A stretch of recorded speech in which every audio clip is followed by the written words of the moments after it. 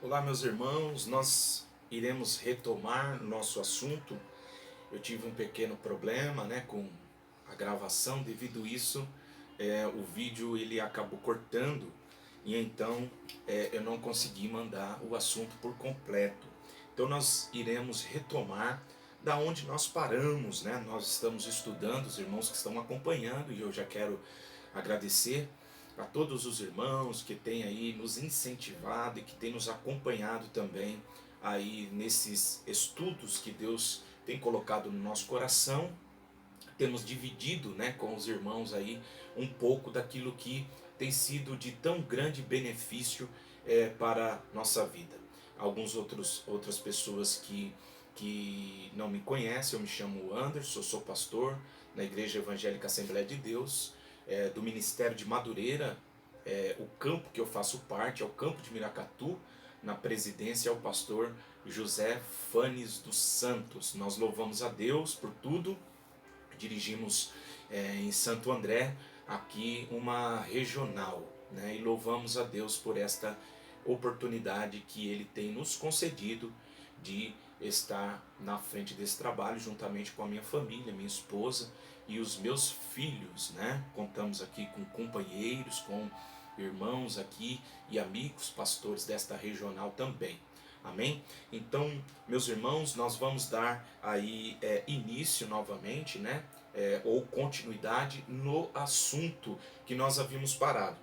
Eu havia parado aí no primeiro vídeo falando a respeito se a vida de Jó ela era uma vida fictícia, uma criação, A vida de Jó, o livro de Jó, ele foi simplesmente escrito para gerar esperança no coração dos hebreus, ou se ele verdadeiramente é uma história literal, aconteceu.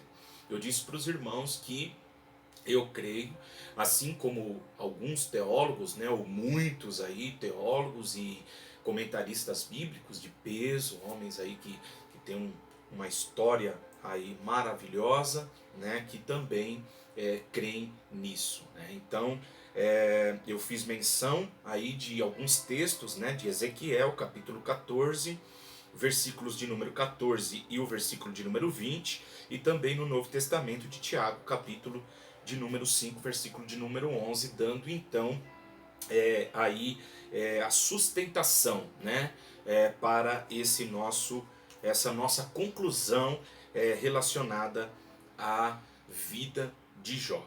Então, nós lemos o versículo de número 1, do capítulo de Jó. Na verdade, lemos todo o texto, mas nós então falamos um pouquinho aí de Jó. Agora eu vou falar a respeito do nome de Jó, dentro da nossa cultura nós temos uma diferença muitas das vezes na escolha dos nomes. Por exemplo, eu que evangélico, meus filhos têm nomes bíblicos, então nós decidimos por colocar nomes bíblicos nos nossos filhos, pessoas de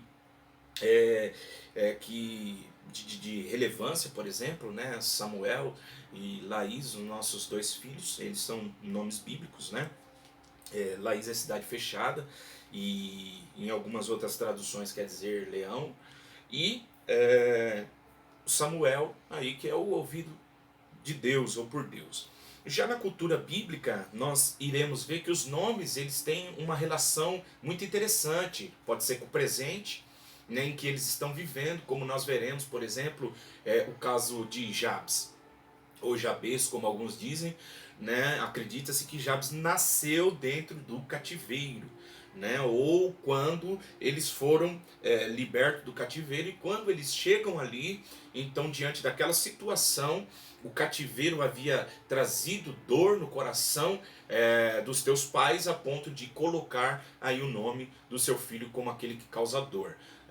Alguns discordam no sentido de que quem trazia dor não era Jabes, mas era o contexto em que eles estavam vivendo. Outros acham que possivelmente a mãe pode ter tido algum problema na sua gestação, quando então ela vai dar luz ao seu filho, e diante disso então coloca o seu nome de Jabes, aí, que é aquele que causa dor. diante dos contextos, o importante é entender que o nome tinha um significado aí para os hebreus. A gente vê, né, Jesus, Emanuel, Deus conosco. Né? Então, dentro da Bíblia nós sempre veremos que o nome não é simplesmente como nós temos na nossa cultura, às vezes, né, pessoas que nós vemos aí que viveram a Jovem Guarda, os anos 70 e tal, Roberto Carlos, né, Erasmo Carlos, esses nomes que têm relação às vezes com a cultura em que nós estamos inseridos. No Brasil nós temos muito isso, nome de jogador, né, e outras coisas mais. Porém a Bíblia é um pouco diferente. Então o nome de Jó, em hebraico, o seu nome transliterado aqui é Iob, né? Que segundo o dicionário bíblico de nomes e significados, significa pesaroso, perseguido, molestado, atribulado, entristecido e objeto de hostilidade, ou ele retornará. Então o seu nome tem uma relação aí com esses significados, né? Então o nome de Jó, ele já traz aí um significado diante do cenário em que ele vivenciou, né? Então, continuando, capítulo de número 1, como nós estamos estudando, do livro de Jó, logo no primeiro versículo aí, nós teremos também, né, o caráter de Jó. O que é o caráter? Se fôssemos aqui definir o caráter é um conjunto de hábitos adquiridos ou desenvolvido ao longo do tempo que vai definir quem é a pessoa, né? Então o caráter define quem é a pessoa. E aqui, então, nós veremos essa definição aqui do Jó, né? Que através dessas características aqui nós veremos aí, conheceremos um pouco o caráter de Jó. O versículo 1, ele diz assim, e havia um homem na terra de Uz, cujo nome era Jó.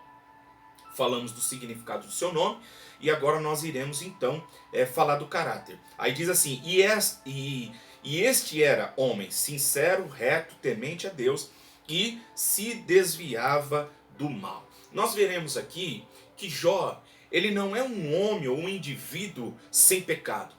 Porém, o seu caráter, dentro desse texto, nós veremos, ou desse versículo, nós veremos que Jó, ele é um homem maduro. Ele é um homem pleno em sua conduta, né? Ele andava reto. Então, vamos pegar aqui a palavra sincera, aqui, ou sincero, dentro desse texto, né? Que aqui é tan, que quer dizer completo.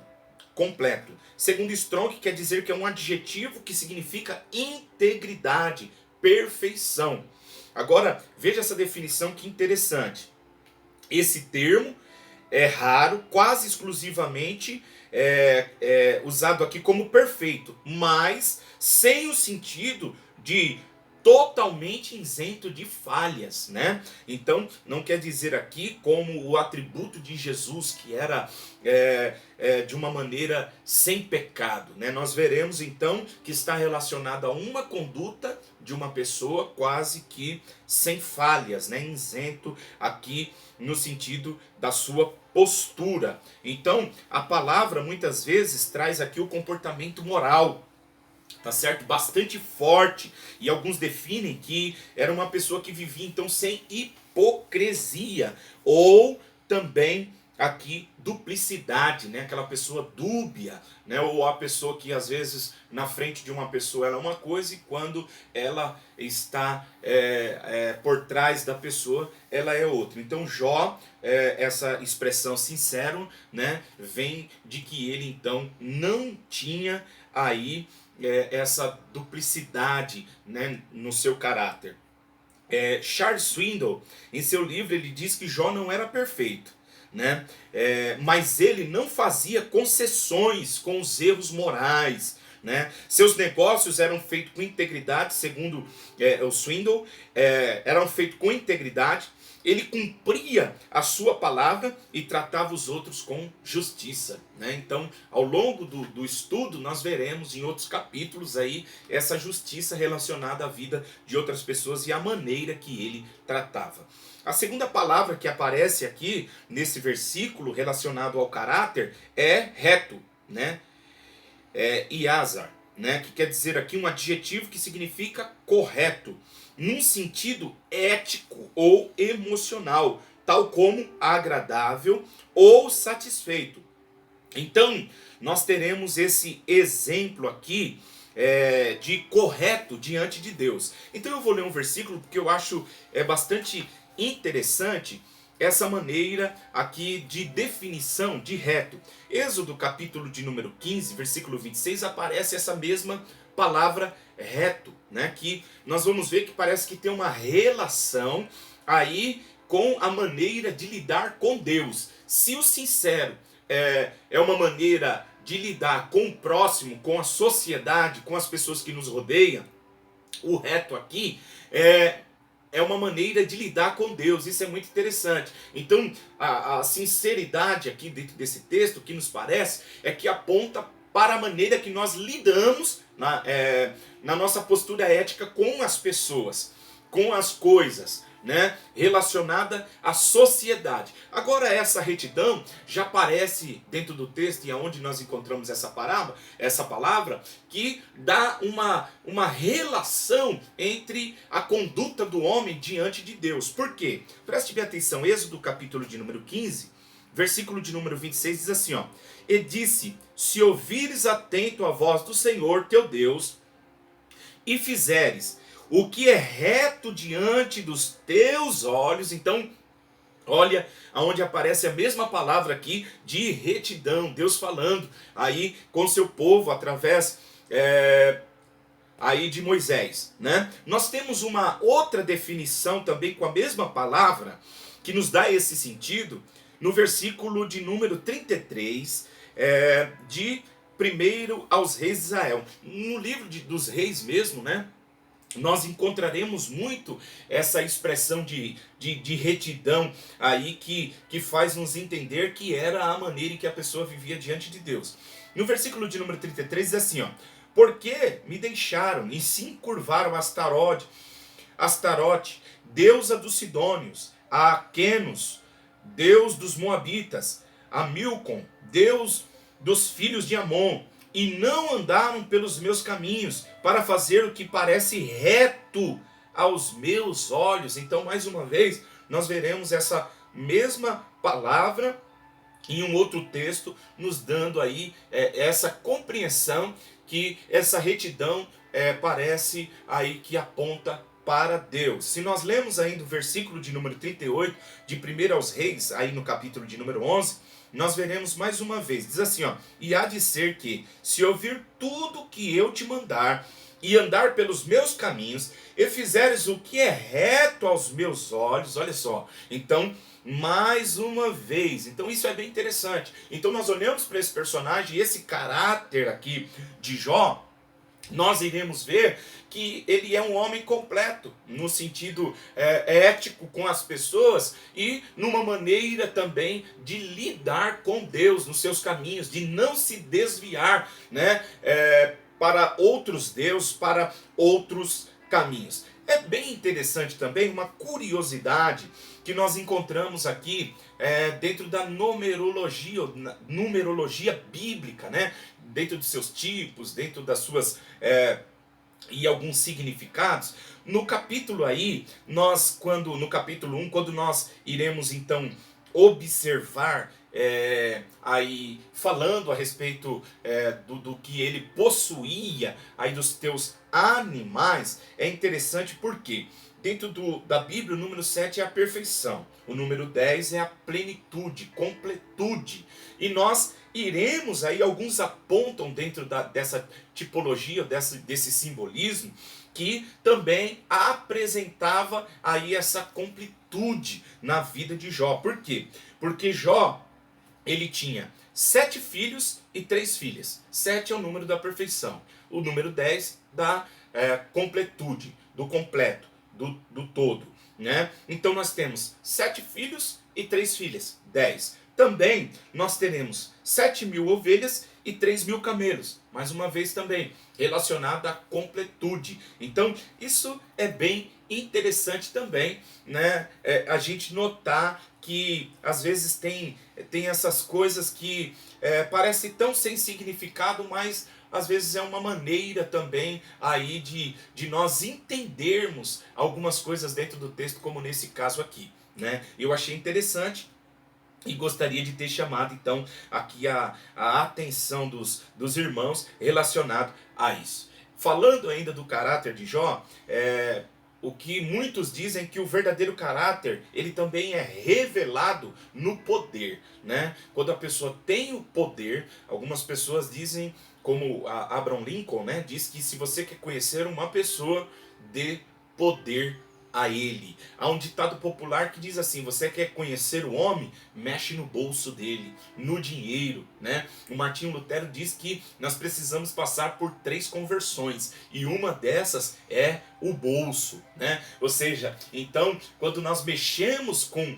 a riqueza, com o poder que a pessoa tem, nós vamos ver o seu caráter se manifestar. Ou, muitas das vezes, o relacionamento que ele tem com aqueles em que não pode beneficiar ele, que não pode fazer nada por ele, né? Então a pessoa tem poder. Nós vamos ver que esse Jó, ele era o maior do Oriente, diz a Bíblia. Mas nós iremos ver que esse poder que ele possuía, essa riqueza, nós não iremos ver Jó pisando em ninguém. Nós não vamos ver que a riqueza veio fazer com que Jó se tornasse uma pessoa soberba, altiva, né, que pisava nas pessoas, não. Então o poder revela o caráter da pessoa, e nós vemos aqui que Jó então era um homem aí de um caráter irrepreensível. Isso é maravilhoso. E não só isso, alguns dizem também que o nosso caráter é revelado na hora das nossas dificuldades, na hora dos nossos problemas, que às vezes quando a crise bate, muitos se revelam, e nós iremos ver também, né, o oposto na vida aí de Jó. Por quê? Porque Jó, ele vai passar por um período aí, como os irmãos sabem, de grande tribulação, de uma provação tremenda, né? Como nós já falamos no outro vídeo no início, que esse livro ele vai tratar aqui do sofrimento do justo, e diz que quando você sofre, isso o Charles Swindoll que diz, que quando você sofre, por exemplo, você comete alguma coisa errada e o seu pai te disciplina, por mais que seja duro esse sofrimento, essa disciplina, você aceita porque você fez alguma coisa errada. Só que na vida de Jó, nós veremos uma outra coisa. Ele diz que o sofrimento, quando você é inocente, quando você é justo, caminha corretamente, faz as coisas direito, esse sofrimento ainda é pior. Então, na vida de Jó, nós veremos que ele irá passar por esse momento e o seu caráter vai ser irrepreensível. Então, a vida de Jó é algo maravilhoso, né? A qual nós podemos olhar e nos esforçar aí para caminhar, né? Em meio, muitas das vezes, às nossas tribulações, em meio às percas, em meio à dor, ao sofrimento, aí a gente vê a conduta desse homem. A terceira expressão que nós encontramos dentro do versículo de número 1 é que Jó temia a Deus, ou seja, ele tinha uma reverência por Deus. Mas essa definição aqui do temor é como o Provérbios capítulo de número 8 e versículo 13, ele vai nos dizer que é também aborrecer o mal. Ou seja, Jó temia a Deus. Ele não só reverenciava a Deus, mas aquilo que era abominável a Deus, a ele também era. Aquilo que que não agradava a Deus, ele também não sentia prazer nisso. Provérbios 8:13, vou ler. Diz assim, ó: o temor do Senhor é aborrecer o mal, a soberba e a arrogância, e o mau caminho, e a boca perversa aborreço. Então, aqui nós vemos aí sobre o temor, sobre a pessoa que teme. Jó temia Deus. Não só isso, o texto ainda diz, o versículo ainda diz, que Jó se desviava do mal, né? Essa palavra desviar aqui no dicionário de Strong diz que essa raiz primitiva vem de afastar, literalmente ou figurativamente. Creio dentro desse texto, a aplicação dessa palavra e desse sentido da palavra é literal, ou seja, evitar, deixar de lado. O verbo aqui indica afastar, ir embora, ou seja, havia alguma coisa, havia algo que Jó encontrava, que ele sabia que aquilo dali não agradava a Deus, ele passava a largo, distante. Essa palavra indica o ato de manter afastado de alguma coisa, tal como o mal. Isaías, capítulo 59, versículo 15, nós temos aí uma definição dentro de um versículo. Com essa ação de Jó, nós iremos entender que Jó de alguma maneira havia aprendido e ele coloca em prática na sua conduta o que ele havia aprendido, né? Provérbios capítulo 13, versículo de número 14 e versículo de número 19. Ou seja, Jó não pecava por curiosidade, Jó não pecava para levar vantagem aqui contra o outro ou por qualquer um outro motivo. Jó se desviava do mal. Isso é fantástico. Depois nós temos aí, primeiro fala do caráter, depois nós temos então a riqueza de Jó. Versículo de número 3 diz que: e era o seu gado 7.000 ovelhas, 3.000 camelos, 500 juntas de boi e 500 jumentas. E era também muitíssima a gente ao seu serviço, de maneira que este homem era maior do que todos no Oriente. Naquele tempo, a riqueza das pessoas, ela era principalmente medida, pesada, levada em consideração pelas posses que a pessoa tinha, pela terra, pelos animais, pelos servos, pelos poços, né? Então, nós iremos ver que Jó, ele vai aí se destacar. Por quê? Preste bem atenção que Jó, ele possui muita riqueza. E diante do que Jó tem, nós vamos ver que as mulas nos dias de Jó era valiosíssima, né? E o seu leite servia aí para estar fazendo queijo. O seu leite era usado também. Eu estava até dando uma pesquisada nos nossos dias que hoje o leite mais caro do mundo, né? Na ocasião, são o leite da mula, né? Então, naqueles dias ali, então Jó já tinha ali muitas, né? Muitos animais aí que provava esta riqueza. E não só isso, Jó também, ele tinha os filhotes, né, dessas mulas aqui, os potros, que eles eram aí mais valiosos ainda. Se não bastasse, diante dessas ovelhas que ele tinha, a ovelha servia naqueles dias ali para que fosse vendida a sua lã, e essas lãs então era transformada em roupa aí de frio. Os camelos serviam para transporte, né? Então acredita-se que para ali se transportar do leste ao oeste e tal, se usava os camelos. Então Jó era como se ele tivesse nos nossos dias ou fosse dono aí de uma transportadora. Você já imaginou, né? Ele possuía bois que trabalhavam em pares, né? Arando a terra para a sua plantação. Então Jó era um homem extremamente poderoso naqueles dias, né? O Warren Wiersbe, ele diz que diante de tamanha riqueza, Jó não se afastou de Deus e ele reconheceu que o Senhor havia lhe dado todos os teus recursos. Olha que coisa gloriosa. E aí nós temos em Jó capítulo 1, versículo de número 21, Jó dizendo: Deus me deu. Então tudo que Jó tinha, Jó sabia que não havia vindo da sua capacidade, né?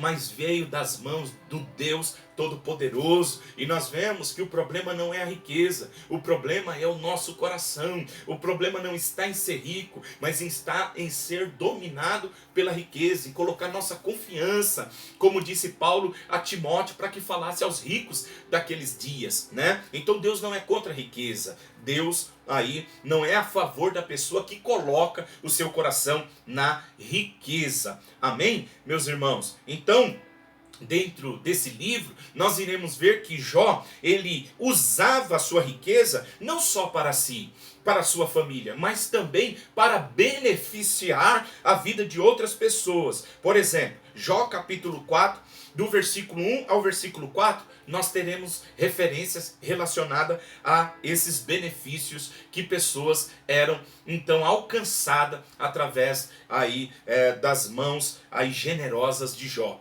Capítulo de número 29, versículo 12 e 17, também veremos texto relacionado ou paralelo a essa mesma ação beneficente de Jó. E do 31 capítulo 31, do versículo 1 ao do versículo 16 ao versículo de número 32, também teremos aí esta relação de que Jó era um homem rico, mas não dominado por sua riqueza. Ele usava a sua riqueza para a glória de Deus. É uma grande lição, né, para nós, para as pessoas dos nossos dias aí, saber usar para a glória de Deus, usar para benefício de outros, poder cooperar.